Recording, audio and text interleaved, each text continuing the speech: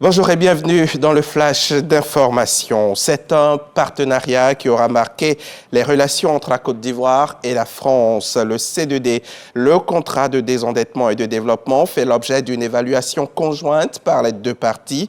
À la clôture de la revue générale hier vendredi à la primature, les acquis ont été salués, tandis que des perspectives claires ont été dégagées pour une sortie progressive du dispositif d'ici à 2030. Le témoignage de Marie-Chantal Akandan et Ulrika Dongon à suivre dans le Trésor.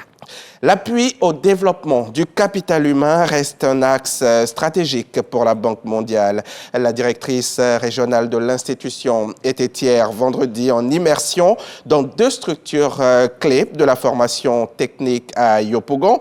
Entre énergie renouvelable et enseignement professionnel, l'objectif est clair, adapter l'école aux réalités du marché de l'emploi. Astou Touré et Michel Kwame ont suivi la visite guidée pour nous. Une délégation de haut niveau conduite par Trina Hack, directrice régionale du capital humain de la Banque mondiale, en visite au lycée professionnel et sectoriel de Yopougon. Délégation accueillie par le directeur de cabinet du ministère de l'enseignement technique, de la formation professionnelle et de l'apprentissage. Après les civilités, Trina Hack et sa délégation ont visité deux ateliers spécifiques dédiés à l'agroalimentaire et à la maintenance industrielle.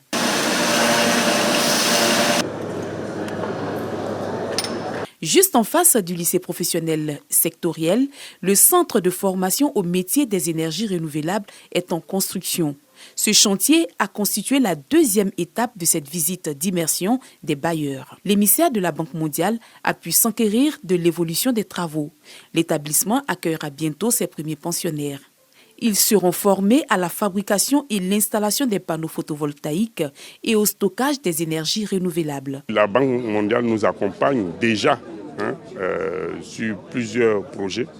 Donc ça veut dire qu'il y a des financements de la Banque mondiale sur le PGDEC 3 pour mettre en œuvre des activités dans le cadre de l'Académie des talents et de l'école de la deuxième chance. Donc il y a des activités de réhabilitation de nos centres qui existent, il y a des activités de réforme, même pour définir par exemple le cadre national de certification, pour renforcer les capacités de nos personnels. Donc la Banque mondiale nous accompagne et justement dans le cadre de ce PND, nous envisageons un appui beaucoup plus conséquent. Comment renforcer l'inscription des jeunes filles dans le STEM, sciences, technologie et mathématiques. La Banque mondiale est prête à accompagner le gouvernement dans toutes ces initiatives. Une visite constellée d'échanges entre les deux parties sur les acquis et les défis a fait d'envisager ensemble les solutions pour booster le secteur de l'enseignement technique et de la formation professionnelle.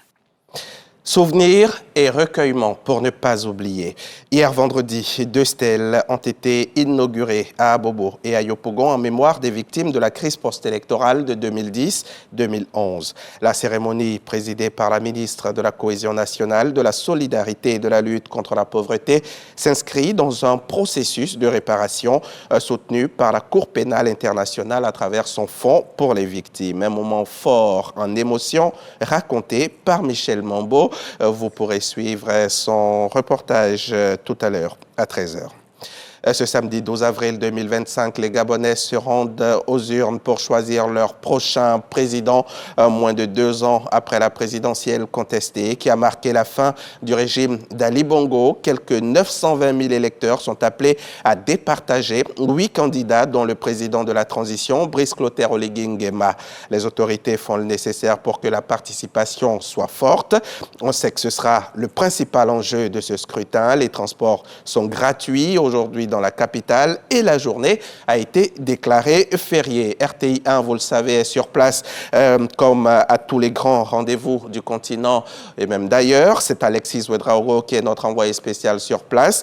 On l'entendra à 13h. Ne décrocher, surtout pas.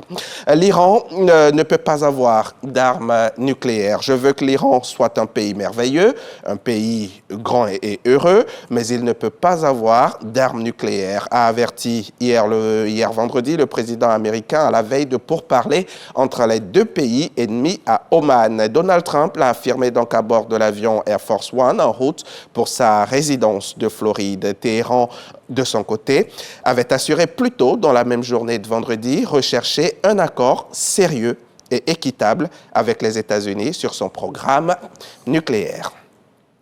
En Afghanistan, c'est le plus grand nombre d'exécutions publiques en une journée depuis 2021. Hier vendredi, 4 hommes condamnés pour meurtre ont été exécutés dans des stades remplis de monde dans les provinces de Baghdad, Nimroz et Farah, doublant quasiment en une journée le nombre d'exécutions publiques depuis le retour au pouvoir des talibans en 2021. L'ONU se dit indignée par cette exécution publique, exhortant les autorités de facto en Afghanistan à instaurer un moratoire sur l'application de la peine de mort. On va développer et tout cela à 13h tout à l'heure.